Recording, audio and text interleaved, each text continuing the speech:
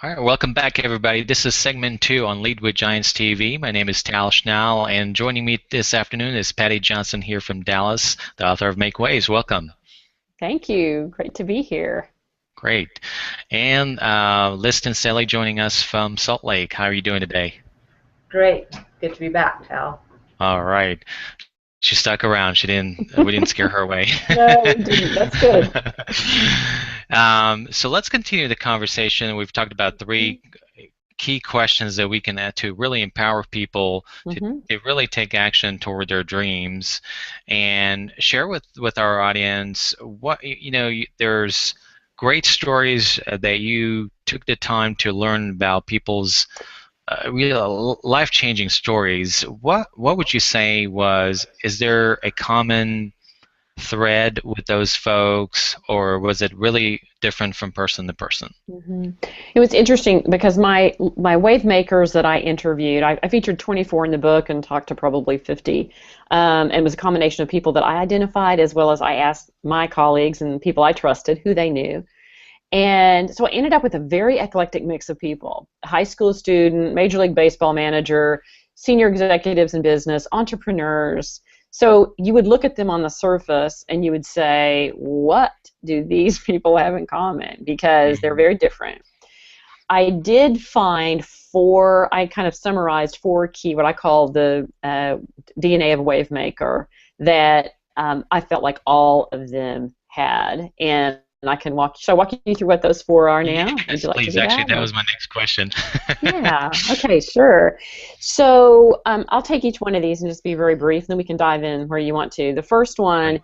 was they think more about we than about me. So they are the people that are always focused on what's the impact to all of us, what's going to be great for the community, what's going to be great for the business when we do this. Not as much about what is individual success for me or individual success for you. What's going to be great. So a much bigger mindset. That's the why, okay, of why we're doing it. Second one thing, adaptive persistence. These are the people that do show persistence, but it's not blind persistence. They are adjusting and learning as they go, because that adaptive word means, I kind of know where I'm going, but I'm learning and adjusting as I learn, kind of like the child in the maze. You're sort of Right. maneuvering your way through. You don't give up easily. The third one, voracious learners. These people are curious. They want to learn. They don't feel exposed by not having all the answers. Matter of fact, they're energized by it. And then the last one is positive collaborators. And change is not a solo sport. Most of the things that we want to accomplish in life that affect others, you're not going to be able to power that through that by yourself. These are the people that realize the value of the relationships and working together and taking ideas a step further together. So those are the four key big ones that I found in all these wave makers, even though they're very, very different people. Very, very interesting. Did you find that most of them are, they sense if one area is not going so well, they're still kind of very resilient, is the Yes. word I want to say, in Mhm. their adventure, right?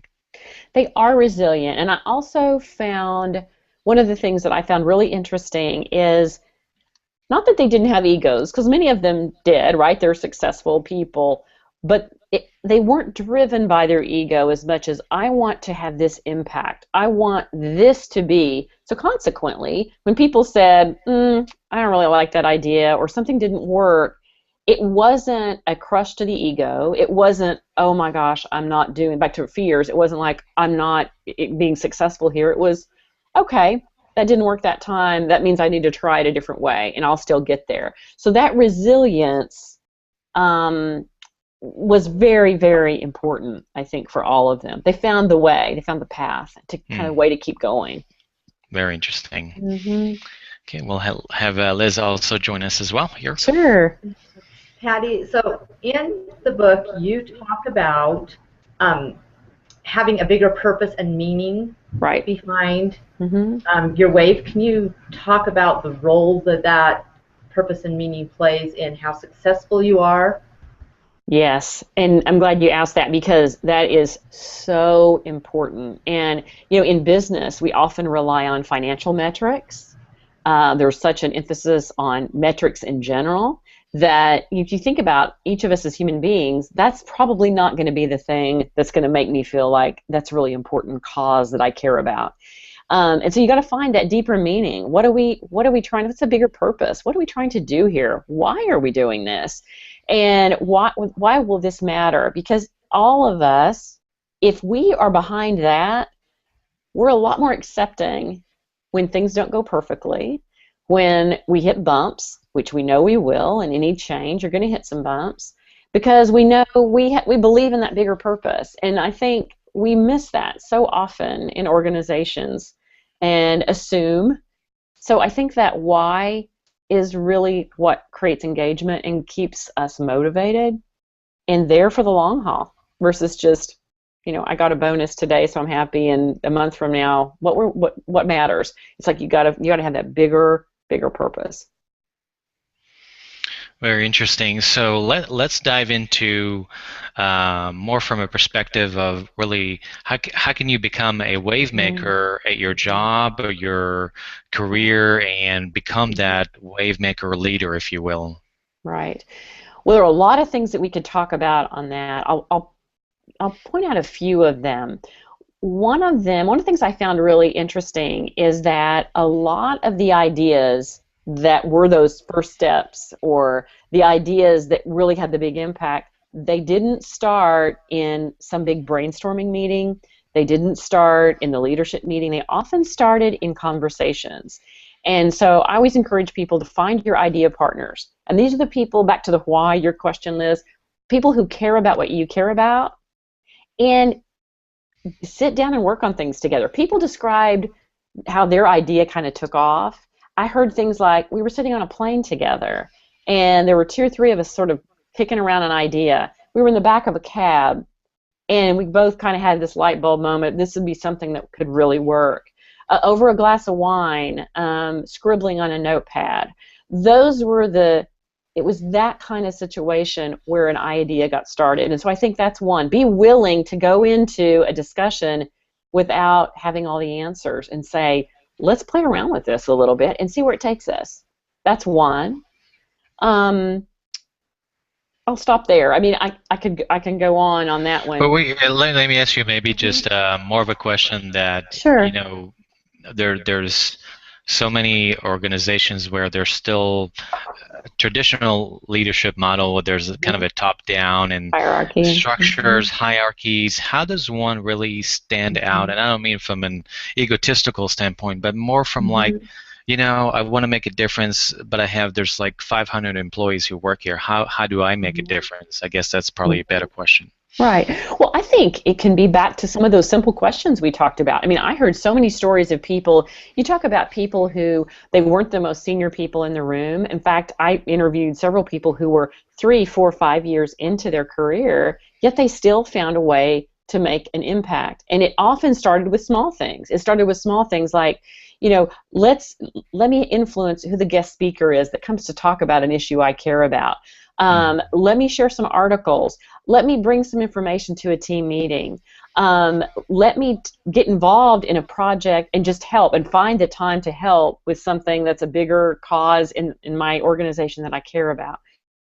I found those short steps, small steps, that started educating other people about the things that they care about. So sometimes those first steps can be very, very small, but they can begin that way to get other people involved in what you care about.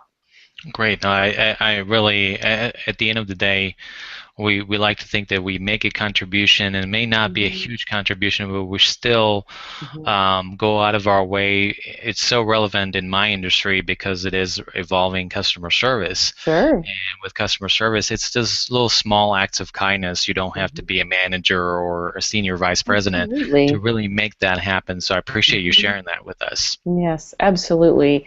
I also found that along those lines that a lot of the leadership behaviors that we often hold up as the traditional strong leader actually can really work against you on a change, which that helps people who aren't the big top leaders, because one of the obstacles I found is if you're the leader at any level and you walk in and you give that signal that I have all the answers and I'm here to tell you what they are, that all of a sudden that movement of involvement of a bigger team, it becomes your thing because you've got all the answers. Why do I need to be involved? I really don't. And so being willing to go in and say, here's what I'm thinking, you guys, what do you think? And being a little bit more vulnerable and open, that's how you pull people in. And not having all the answers is that can really trip you up on a change. I really so inspired by you saying that. I was actually reading a pretty well-known executive coach who actually wrote on, I think it's either a column or a website that he was on, and I was just struck by how he talked about his job, and he was saying, as people get the perception that coaches give advice, and the way he phrased it was, I am just as here to learn just as much as the person sitting next to me or in my room. And I thought it was just so inspiring because I actually do want to become a coach, and it's just inspiring that you are in the process of, yeah, I'm making my own waves. We can talk about this later, but it's just one of those things that is so interesting to keep the learner's mindset there. Right. Keep a learner's mindset, and I love the quote that somebody used is, ask questions as if you might be wrong. Because sometimes we think we already know the answers, and our questions aren't really questions. They're just conversation because we think we already have all those answers. And in change, when you're trying to do something new, you have to act that it hasn't been done before, and you probably don't have all the answers. And that is a big mindset shift for often. What we think of as traditional, and a lot of leaders I talk to, they will tell you, I feel like I'm supposed to. I feel like that's why I'm in the job I'm in. I'm supposed to have all the answers. And so it's a real shift to kind of feel more comfortable that, in fact, no, you don't. And it can work to your advantage not to. Yes, very true. Well, Patti, it's been a great time here on these two segments. I really enjoyed it, and hopefully we'll get you back on another program as well. I'd love to. It's great talking with you both. I appreciate it, Liz, as well. Thank you. Okay, everybody, our audience will get a chance to look at this. It's going to be recorded as well, going to our YouTube channel, so we'll post it, and then I share that in our community, and Patti, I'll be sure to forward those to you as well. Please do. Absolutely. Okay. Thank you so much. Go. My pleasure. Give me 1 second here.